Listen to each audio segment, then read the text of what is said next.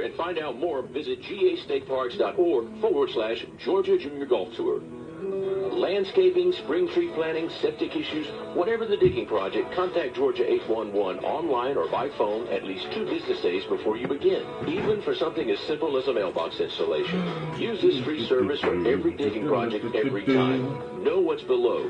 Contact Georgia 811 to keep yourself, your home, and your community safe. Keep vital underground utilities intact. Visit Georgia811.com or dial 811. Safe digging starts when you contact Georgia 811. Since 1946, Murphy's Builder Supply has been serving the folks of Jesup, Wayne, and surrounding counties with quality products and knowledgeable service.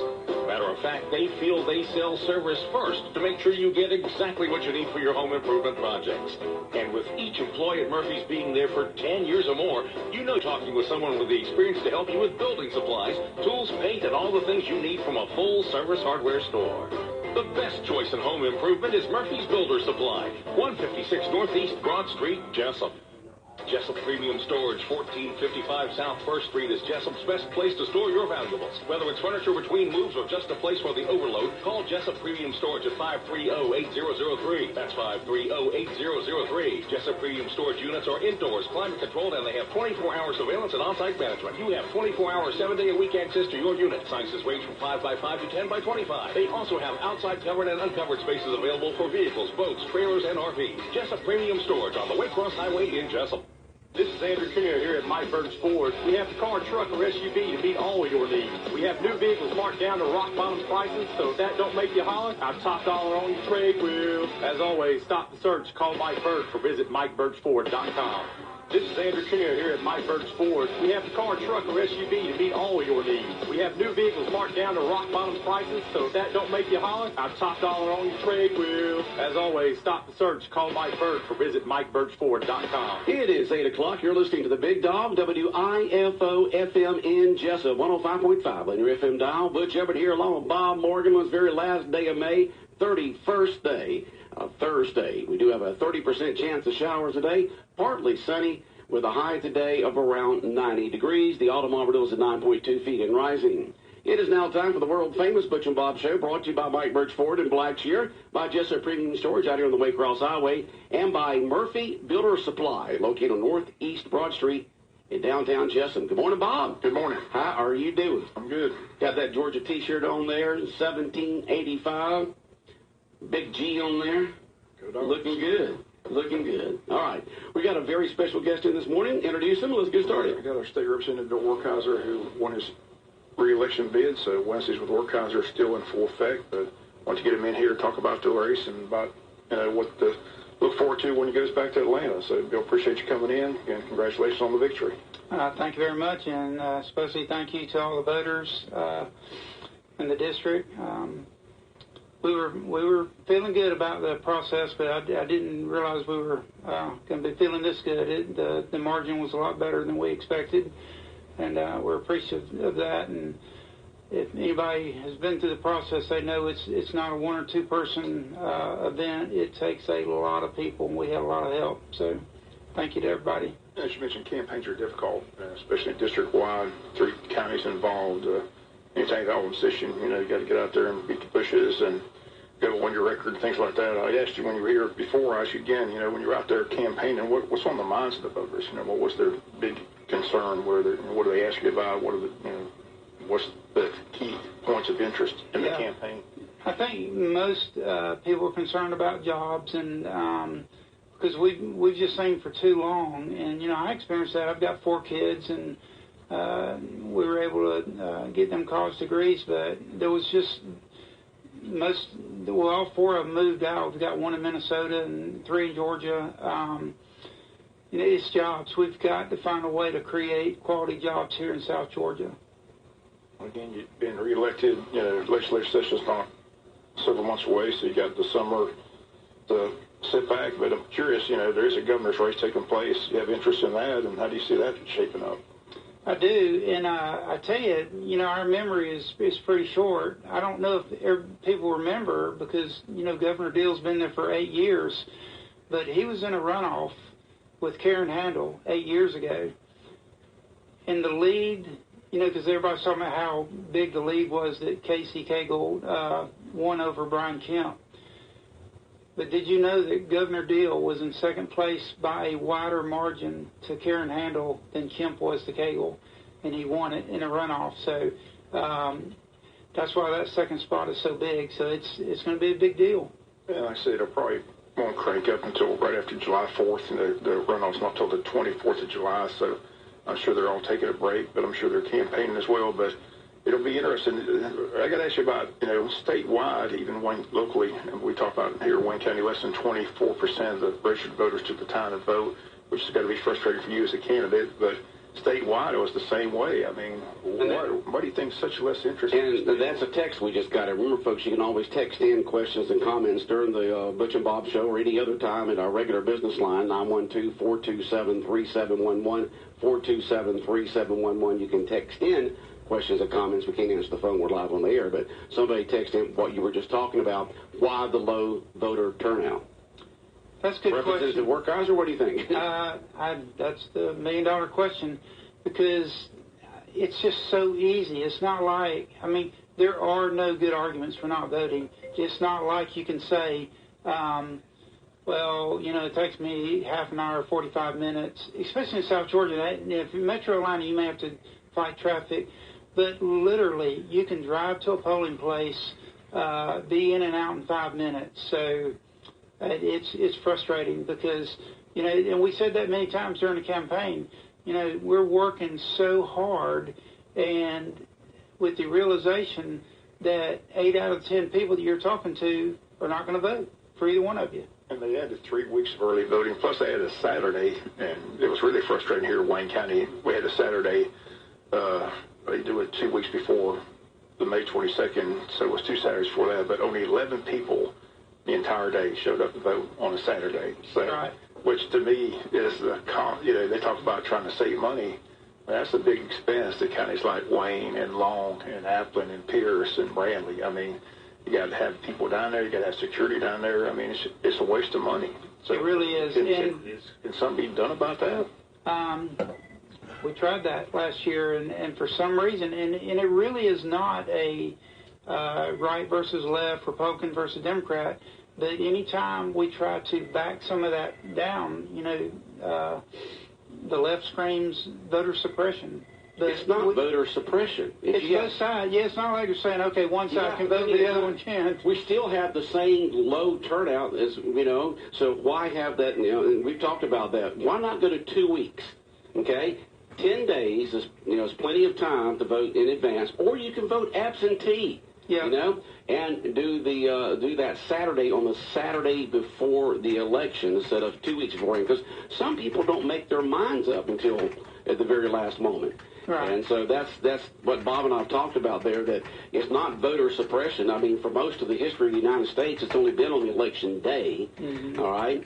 And to save expenses, for these counties, or just, I don't know what to do there, but at least go for 2 weeks on the Saturday before the election, then the election day. And you know how people are, they're procrastinators, and you could go, 6 weeks in advance, and still people are not going to vote to the last minute. Well, this will further your argument.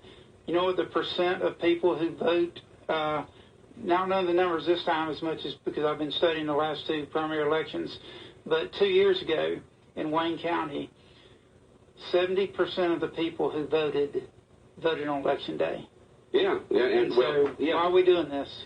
It's a big expense, and like you said, it's not a right-left, it's not voter suppression, it's nothing like that. It's an economic sense and a common sense. Yeah. 2 weeks in advance, the Saturday before the election. I can understand not the Monday. They're getting prepared for the election day on Tuesday. But I would say these counties, I can see that's still plenty of time. But if a person's serious about voting and they know who they want to vote for, if you've got 10 days in advance to vote, or you can do absentee, or you can do it on election day, that's still plenty of time. It'll save the taxpayers and the citizens of the state of Georgia a ton of money. Yeah, and I can see the Saturday because, again, some people in Metro, like if you live in Gwinnett and you're working downtown Atlanta, you're on the road before and after polls close. So, or do it both Saturdays. Yeah, but You know? that's all we need. Yeah, do it both Saturdays. Do the 2 weeks and do it both Saturdays if you want to do that. But, save some money. I'm trying to save money. That's more expensive. Yeah, that's more expensive than another Saturday. I agree. But at least do it the Saturday before the election. I know what you're talking about. They're going to fight the 3 weeks to cut that, but is there a possibility of having a discussion of, like Butch said, move the Saturday to the Saturday before the election? Yeah, we had that discussion. Would anybody fight that? What's the argument against that? To me, that's common sense. Right. We'll see. Because, like I said, we have this discussion every year at the General Assembly about backing some of those dates. Because we hear from all our counties the money it's costing us. And yeah, no, it's a ton like of you money. said, 11 votes. That's great. 2 weeks in advance and that Saturday before the election. So we've saved a ton of money there. People are not going to vote, most of them, to the last minute. It's not voter suppression. It's not all right. It's a common sense issue, tax, saving a bunch of money for the counties out there. And people still have 11 days to vote in advance or on election day. If they're serious about voting, they're going to do that. You're not getting involved in the race for governor, are you? You going to back a candidate at all, or? You can do that since you're already going to the legislature. You have an interest with the governor be. You must be, because you're hesitating. I'm supporting Brian Kemp. Okay. So, with a lot of the rural folks around here like Kemp. I mean, we won Wayne County. He won most of the counties around here. South Georgia and the rural area loves Kemp. Yeah. The urban area around the Atlanta area, they like Cagle. And as we know, elections seem to be won or lost statewide above I-16. Yeah. I-20. I-20 even. Which is crazy. I-20 right there in Atlanta. Yeah, and I've worked both of them, and I think it's the reason that Brian wins rural Georgia. He's paid attention to it. He's been down here. So I just... And we have had Casey here, too. Yeah. Casey Cagle has been here to Jesup and Wayne County. But the rural people in South Georgia just seem to like Kemp's views and his opinions and all that kind of stuff. What's his hometown? Do you know? He's from Athens. Athens, okay. Yeah. Well, that's good. Yeah, and he's been a successful business guy and had several businesses and still does. Okay. He's been in Dave for Wayne for the last 3-4 years. That's all I got. Like I said, way back. Yeah. He's come down here that first Thursday in November for years now. Yeah. I said, I think, I told people, I'm like, I just have a preference. I've known him. I've met him several times. Just seems like a good guy. Like I say, he took a lot of heat for his commercials, but it definitely resonated with this part of the state. So, but if you didn't think his commercial was funny, you weren't voting for him anyway. Yeah, a lot of dads could identify with that. It'll be interesting how it all shapes up. I know it's a two-headed race between him and, Casey Cagle. So. And you talking about voter turnout now. I mean, they hope they get half. I know, we got 20%. 24%, what you said, Bob. I don't know what the number is. It may be down to 20% or 19% because usually the runoff election in the middle of the heat of the summer, when people are on vacation, they're not paying attention, they're telling you. I don't think there's any early voting for that. I don't know. I think there is. So. I think there is. Yeah. Okay. I'm not sure. I have to get with Tammy. I think there is early voting. There's always early voting. Yeah. I'm pretty sure there is. We have a text in here. We'd like to get here, and this is the same question that we ever had. Now, if you go down Pine Street here in Jesup, we've got that new overpass over 169. Okay, and the traffic light that used to be there where Pine Street is at 169 is no longer. They got bags over it. They're not being used, okay? They're just sitting up there waiting for somebody to take them down with a new overpass. Is there a possibility that maybe those lights could be moved down to Joy Williamson Road there where the high school is? I don't know about that specific transaction. I'm just kidding around. But I know. Somebody did text in. I know. Ask him about our red light. We all know what they're talking about. Right. And a lot of people say, maybe you don't want it on all day long, but a couple hours in the morning at school time and a couple hours in the afternoon after before and after school. And that's what people are saying. Yeah, and we've made that argument, but we don't have a red light there, not for lack of effort. Myself, Senator Tillery, and Representative Chad Nimmer. I cannot tell you the number of meetings we have had the last 2 years, as a scheduled, an official meeting, off the record, unofficial meetings in the hall, writing letters, writing joint letters. I mean, we have met with every person at DOT that can be met with. And, you know, I get the argument that, you know, everybody asked for a red light, didn't get it. But I think the situation warrants it. And you know, we've had, even during session, we had a death there. But it wasn't right there at that intersection. Right, but it wasn't because of it was either it was at the intersection, but it was all. But the argument was there was a traffic violation there, like somebody ran a stop sign or something. So they said they don't want to count that. But you know, again, we made the argument that what you just said. Why can't we, you know, have something on this on just an hour or an hour and a half in the morning, in the afternoon, or a caution light or something. So maybe, like you said, I wish we had answered that. We're gonna keep working on it. Yeah, maybe an hour and a half in the morning, an hour and a half in the afternoon. The other time of that, it just flashes yellow. And it's amazing how we all call them red lights when they're actually traffic lights. You know, there is a amber and green on those things, but for some reason we do call. I mean, they call them green lights, do we? Yeah, we can. Yeah, I guess they're put up to, we think, to make us to stop, and really they are. You know, but I guess that's something that will continue to be worked on. They have some down the street that's already paid for that can move them back to the road there, just up the highway a little bit. But that's a DOT decision, isn't it? Yeah, and we're going to keep hammering them on it. It's just amazing. We had that conversation all the way through the session with Blake Tillery and you every Tuesday, Wednesday. You know, and like I said, you had all these meetings. We talked about, is it the cost issue? You know, what's the cost? Can we just, you know, get the funds for the? Man, it just seemed like it'd be a good. Feel-good story. You asked for students to get involved. Yeah. Students got involved. They petitioned and said, and we gave them those petitions. We want a red light, you know, and the DOT continues to say no. Well, they don't want to stop traffic flow unless they have to. Yeah, and they say it's not even a money thing. Their argument is the traffic count. And so, and it hadn't been done in a couple of years, and so I ordered one of those. But we know those results aren't going to change. And then even brought up the argument that in Waycross, you have the almost exact same situation, and we know that the traffic count did not qualify there either. But they said that preceded the current rules. And so it's the same thing with the new Jane Macon as you go into Brunswick there, right past Sterling on the right-hand side. They put a traffic light up there with Jane Macon there. There's not that much traffic coming off that road there where the new Jane Macon Middle School is over there in Brunswick.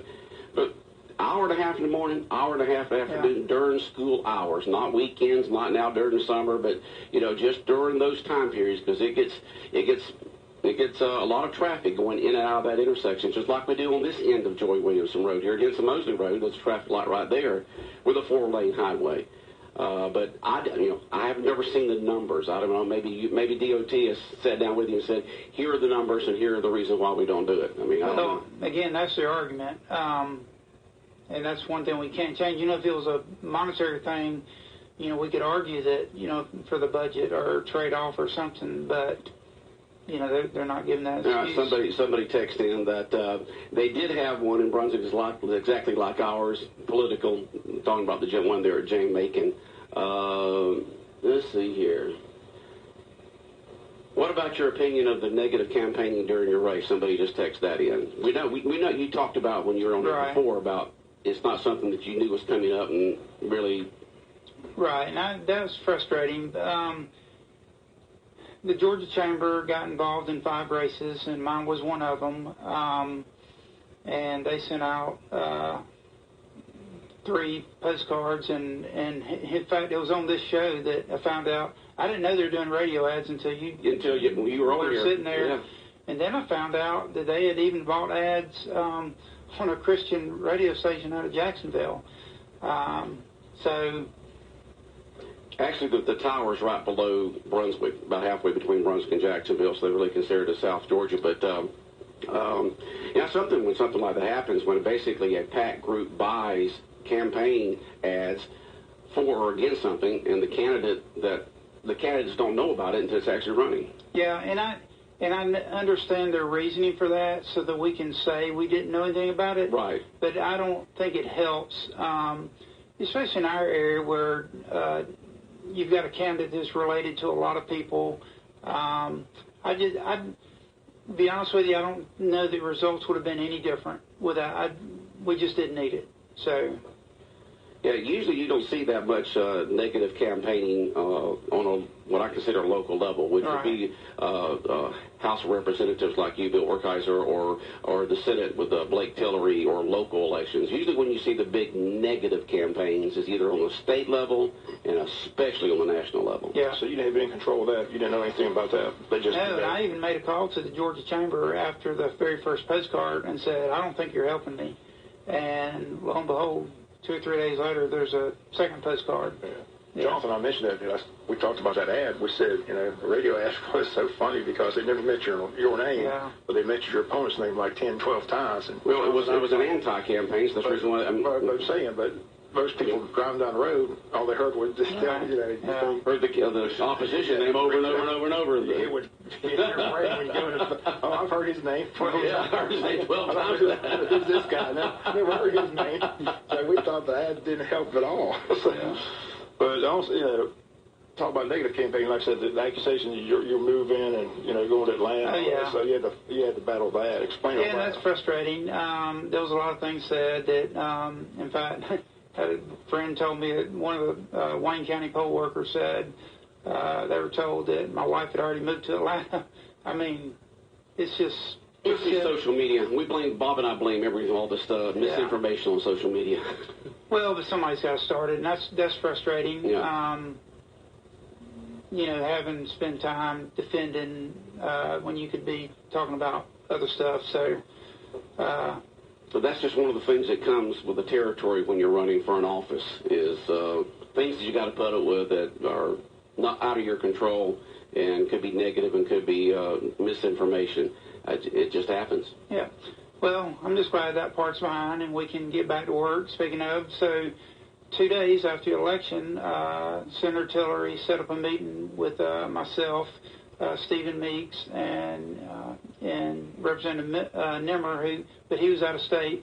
And so we came down to Wayne County on Thursday and met with city and county, had about 14 of us, and no real specific, but we just kind of brainstormed and said, what can we do between the city, county, and state, especially in the areas of budget. Senator Tiller and myself are both in appropriations, and just talked about, unused state facilities here, or just different ideas. And it was productive. We were together for about 2 hours and just threw out all kind of ideas. So who was the initiative behind that? Who decided to have this meeting between all y'all? Senator Tiller is the one that brought it up, set it up. Well, good. And we had, hear that. Yeah, and we had. I don't want to get into specifics, but several people from the state, very top level folks here, so they could hear firsthand from your local leaders. And, we mentioned that at the Eggs and Issues or the luncheon of how good a job that Wayne County does, your leadership staying involved, contacting us, always staying involved to know how the process works, and that helps so much. All right, we got State Representative Bill Werkheiser in. What positive or work ideas or helpful ideas came from this meeting from that y'all had a couple of days after election? Well, we talked about, again, I don't want to get into details because I don't know what will or won't come out of that. I know a lot of times you just throw ideas out and try to say what's going to work, what's not going to work, and what can be done. But the good news about that is two things. We had top-level people here from the state, and you've got a couple of members of your delegation who are on appropriations that now we can concretely say if we could have some help from the state, this would have a huge impact on Wayne County, both in jobs, economic drivers, and I just thought it was great. It was a good meeting. Okay, well, good. Glad to hear that. Stephen still has to win his race in November. Right. We feel confident he's going to win. So our week is set now because we got Monday with Meeks, Tuesday with Tillery, Wednesday with Organizer. So we're getting together. That's right. Yeah, Monday with Meeks. There you go. Tuesday with with Tillery and back with you with Statistics Organizer. So see what you started, Bill? Yeah. Well, I wish I could take credit for that. Actually, I think Tillery was the first. And was Tillery the first? That's right. Blake was first. I forgot about that. Blake Tillery was first using Tillery. He wanted to be on. Yeah. When the workout. That's right. But y'all get the thanks for that. I mean, you're the one that makes that happen. Yeah, we're glad to have y'all on during the session like that. Keeps folks informed. Yeah, we get a lot of comments about that because of the text and. Like it's about accessibility, like I said, and that's what I like about Blake and you, and like I said, Stephen will be the same way. People want to be able to contact their representatives during the session, and the fact that y'all are on there every Tuesdays and Wednesdays giving your email and phone numbers and things like that. Like I said, people want to stay involved, and Wayne Countyans do that. Yeah. And more than other counties. You mentioned that at the post-legislative luncheon. Wayne Countyans seem to be really in tune to what's taking place in Atlanta. They do. It's all about dollars. It's all about getting what we can get. And we talk about it all the time. There's two stays. There's above Macon and there's below Macon.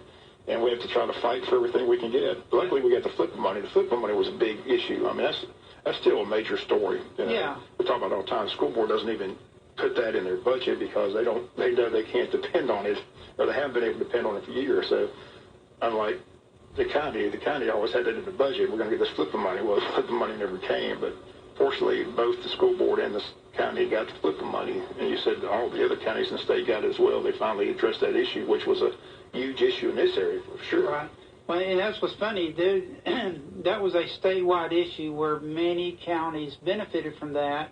But that credit goes as much to Wayne County as it does for us because, again, y'all sent up, Wayne County sent a delegation up to us. We met with the very top. We met with Lynn Riley, the Commissioner of Revenue, and said, why has this not happened? And, next couple of days, I went to the budget office and said, this is crazy. We know what that number is. Why are we not putting it in the budget?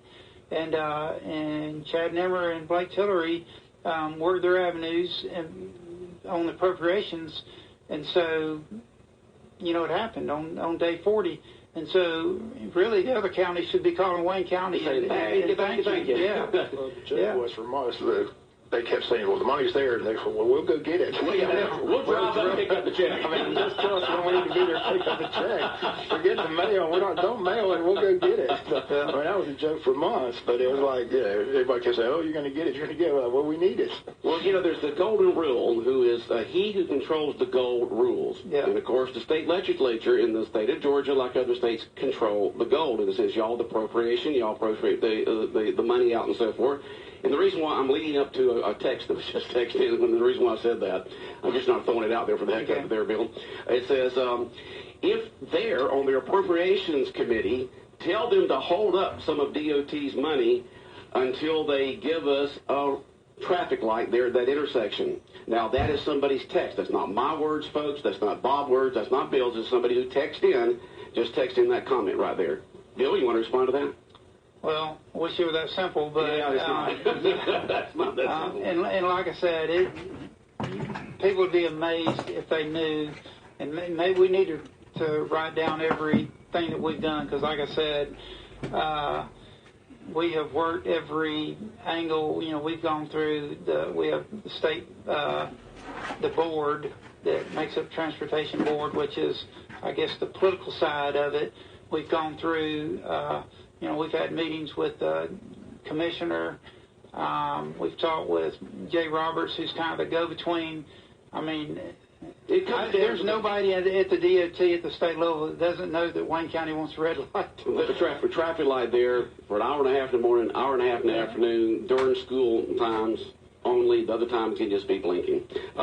Like today, it's not in session and so forth. But it comes down to, I guess, to a numbers thing. The DOT says, let's look at those traffic count. Yeah, you don't qualify. Yeah. And that's the sad story is, and I don't know why DOT wants this, but you know as well as I do, if a fatality on that road takes place tomorrow, then all of a sudden we're going to get a traffic light. So why does DOT want it to come down to somebody having to lose their life in order to get the traffic light? Right. That's what I don't understand, why they want that perception, because that's they don't want that perception. Well, that's what may happen. But it happens time and time again. The facts show when intersections have fatalities, that's when they get the traffic light. And it's easier to do. So we had a situation in Evans County. So when you're going on 169, and you know there's two intersections there, 280 and 292, right, that are not even 150 feet apart. That was a high traffic accident area, and so they installed a four-way stop there. And that's easier to get than a traffic light, but to me that would be counterproductive, because why would you want to stop every single car? But that's what they're doing on the intersection of 280 and 169. I can't see having a four-way stop sign on a four-lane road. Right. Well, that's what you got. That would be that's what you got in Evans County right now. That would be disastrous, because if you got two cars sitting next to each other, who's going to go, who's not? Yeah. Then you got four coming from the other direction. That, to me, that would be a disaster. Yeah, and these are both two-lane highways, but they are Georgia. They are high traffic. I mean, it's the only way you're going to get through Belleville. So, well, as you said, the effort's been there. Like I said, you and Blake and Chad, when he was there, all met with DOT, all emphasized how important and the wants of the community, but it just fell on deaf ears this time because it's a numbers game, I guess. But we'll keep trying. Okay, the State Representative Bill Werkheiser here this morning. Bill, anything else on your mind this morning that you'd like to discuss before we get out here on the world-famous Butch and Bob Show? Just to bring up that, again, the Rural Development Council, which got a lot of notice last year during the legislative session. Which you were on. Which I'm on, and we're still meeting. We've already had one meeting, and we're not having one in June, but we are in July. So we'll be meeting every month up until session, and we had a lot of good things come out of that last year, and so I'm excited about that, because that will have a good impact. Why do you think the Rural Development Council, I know, was created to try to help the rural counties, and as y'all go around, not only to hear what's going on, but to do something about it? What are some of the things that can be done to help the rural counties? Well, y'all are kind of throwing ideas around. Well, we already did. We passed some significant measures that the average person probably wouldn't think about. Some of them having to do with hospitals and how the pharmacies operate. We're doing a rural development center over in Tipton, so that to help your cities and counties navigate some of these grants and programs. So that will be a big boost. There's a lot of areas that would be boring to talk about, but it's the things we heard about that will help. What about encouraging companies to put higher speed internet into rural areas? So we passed two measures. The third one did not make it all the way through, but we'll start that process. So, and we already have seen an effect of that. So what we did is kind of a reverse auction, where companies will come in and look at unserved or underserved areas, and they'll bid, and the lowest or the highest bidder actually wins. The person who says we'll put the most money in that area, and then the state has a grant that it's not a total match, but it's it'll help out. It'll help out, and then we took away the sales tax on the equipment, because that's an 8% advantage disadvantage that we had over surrounding states. So hopefully we'll start to see the fruits of some of that. Now, all these bills that was passed and have been signed by the governor, do they go into effect on July 1st as usual? So that means on July 1st we all have to put our cell phones down, right? Yes. and hook it up through a speaker system of some sort in your vehicle, right? Right. And if you got a newer vehicle, your phone, you just need to ask your kids or grandkids how to hook it up. Ask your kids or grandkids. And it's not go back up to the dealership that you bought it from. And it's not a punitive thing. The fine started at $50 with no points. No points, okay. Yeah, and the first time you have a fine, if you don't have a Bluetooth-enabled vehicle, and if you go out and buy a device, your fine goes away. Just show the receipt. It's as if the ticket never happened, and you still get your first chance again. So it's not a punitive thing. It is a culture change. We've got to change the way people behave on the highways. The accidents, if you saw the numbers, it's just unbelievable. Since the smartphones came out, our traffic accidents and fatalities just keep going up. Yeah, and you can tell when you're behind somebody when they're either talking on their phone or texting. Either one. I mean, they're back and forth, over and around and stuff like that. And we're all guilty of it. I'm preaching to the choir here. Because we're all guilty of it. So we just got to be prepared. In a few days, got to put them phone down. 30 more days. All right. State Representative Bill Workhouse, our guest here on the world-famous Butch and Bob Show. Thank you very much for coming in this morning. And the seat there or the phone's open for you anytime to inform our listeners about what's going on in our district and statewide, okay? All right, well, thank y'all so much for all your help. Okay. All right, the world-famous Butch and Bob Show brought to you by Murphy Builder Supply, located on Northeast Broad Street in downtown Jesup, by Jesup Premium Storage out here on the Waycross Highway, and by Mike Birch Ford in Blackshear.